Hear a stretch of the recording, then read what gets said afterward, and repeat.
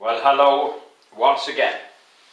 This is me, Leonard, broadcasting as usual from Haslingden, 30 miles or 50 kilometres approximately due north of Manchester in the UK, on Monday the 31st of October 2011. This is part 36 of my series, The United States of Europe. Today, we've so far gone through the 27 countries of the EU, and today we're looking in these last few episodes at a hodgepodge of countries on the peripheries who may wish to come in, who I hope will all come in to the EU and become part of the United States of Europe. Today we're looking at Georgia. Now I may have to move back a bit because Georgia is behind me. Can you see now? It's right over here. It's on the Black Sea. Doesn't reach as far as the Caspian Sea, which is where Azerbaijan is, that we talked about the other day. Georgia is here on the Black Sea. Now, one of the problems of its situation is its proximity to Russia, because Russia in the past has always made its mind up. If it wants something, it gets it, by might or by hook or crook. And in 1917, when the Russian Revolution started and the Bolsheviks took over, Georgia took its opportunity to become independent. It didn't last long. 1921, the Russian army marched back in and took it over.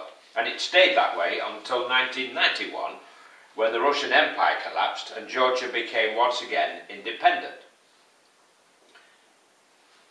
In the last few years, there have been all kinds of mixed up problems with little groups of separatists in Georgia, supported by the Russians, of course, who were unhappy that Georgia had designs on becoming part of NATO and probably, in the long run, part of the EU. And Russia doesn't like that. Who knows what goes on in the background, but Russia's created all kinds of difficulties by closing borders and you name it. I'm not going to go into too much detail because it's probably boring a lot of people. But recently, when it wants to, it can play the nice guy. Recently, Russia has wanted to join the World Trade Organization, and Georgia had the technical power to cause problems with that application. And the Swiss have been brokering a peace deal, and eventually I think Russia has sort of done the necessary and done the nice things in order to get its way. So things are a bit better now in this situation. The Americans have got a big strategic interest in this area because of this pipeline between Azerbaijan through Georgia and to the Turkish port of Cayenne on the Mediterranean, which means that oil and gas from Azerbaijan can travel all the way to the Mediterranean, get on ships, and away it goes, without having to be put on ships in the Black Sea, because these straits are very crowded with ships, and of course trying to get huge oil tankers through there would be difficult. So that's Georgia.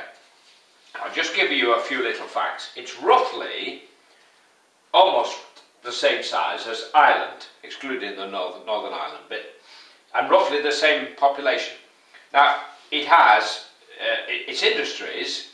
It exports scrap metal, wine and fruit, has its own currency, the lari, main religion Christianity, capital Tbilisi. Tbilisi, I think that's how you pronounce it. It's spelled T-B-I-L-I-S-I. Tbilisi, I think you pronounce it. Very attractive from the photographs. Worth a visit if I could ever get the opportunity. Now, if you look on the internet, Georgia has 2 weekly newspapers which are online in English. So you can get all kinds of inside information about what's going on. But when you see all the little difficulties all these little countries have had, wanting to be separate and wanting to be different and not collective, not getting on with their neighbours, like the Eurosceptics in Westminster, who think little. I call them Little Englanders. This has been the problem for 2,000 years. And we've killed 100 million people by having all these arguments between our different countries. Usually the material forces, economic arguments, are what bring us to war. Now, not long ago, there was outbreaks, so I think it was called E. coli, stomach problems, food poisoning, in Germany. And initially it blamed Spanish cucumbers. Now, at one time, there'd have been armies and gunboats sent in such circumstances, but now we talk about these things. And with the possibility of 2,000 years of peace, a golden age awaits us. Not the single isolated little island that we are, which the Eurosceptics propose. They're Little Englanders, and they'll keep us little, as part of a United States of Europe. And that means, like the United States of America, a common currency, freedom of movement, and a president, and a seat of government for the federal headquarters, if you like the White House in America in Washington.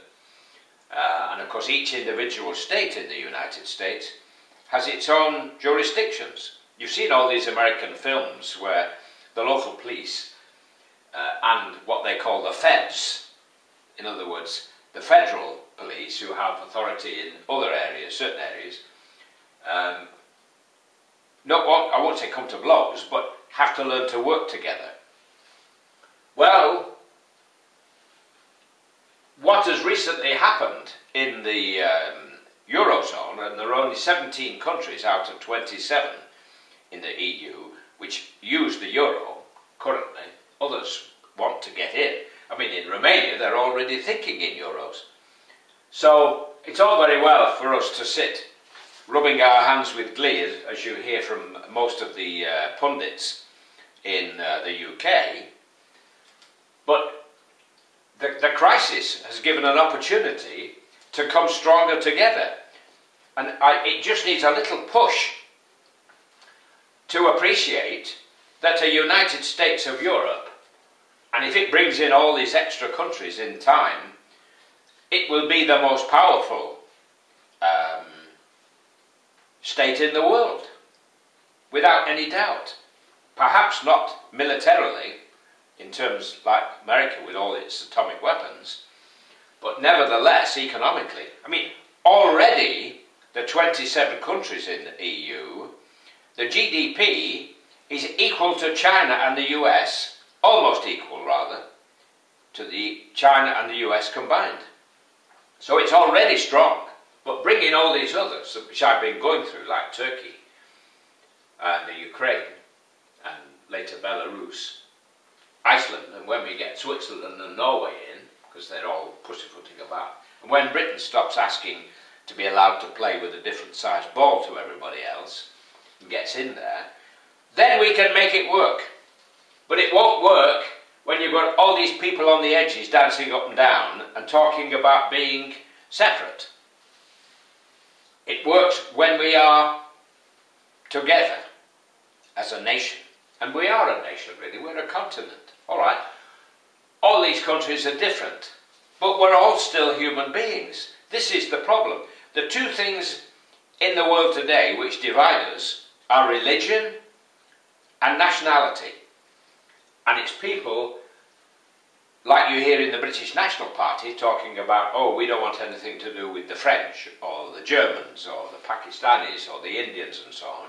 And these Eurosceptics who think that only Britain knows how to do things. That's the danger. This separateness is what has killed 100 million people down the centuries. Look what happened in the 20th century.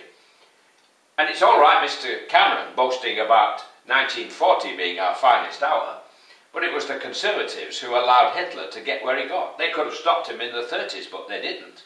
No. So, when you listen to the Eurosceptics, remember these things. The Conservative Party has screwed a hell of a lot of things up in this country. It buggered the railways, completely buggered the railways. And now it's going to waste 30 billion on a high-speed train none of us will be able to afford to travel on. If they're charging £1,000 to travel from Cornwall to Scotland, as is the case for a first-class ticket, what the hell will they charge by the time the high-speed train's finished? If we can have a United States of Europe and think big, these kinds of projects can be coordinated. One of the difficulties at the moment is all our railway companies tend to think in isolation. But if we have a United States of Europe, we can think on a large scale. It's crazy that it costs hundreds and hundreds and hundreds of pounds to take a train, for example, to Romania. I can fly for 195 conveniently from Manchester on a scheduled airline, not a cheapskate airline, although I can go much cheaper from Stansted on Blue Air or Wizz Air or one of these cheap airlines. And yet it would cost me hundreds and hundreds to go by rail. It's a kind of madness, really, don't you think? I mean, we're trying to save the planet and reduce flying, and yet we've got this incredibly efficient railway system made inefficient on a European scale by all this individuality. I mean, I was watching a documentary about Siemens, the German manufacturer of trains, and they were saying they have to produce trains that can handle 8 different types of signalling systems and about 14 or something different voltages. So it complicates life, doesn't it, when we're all separate?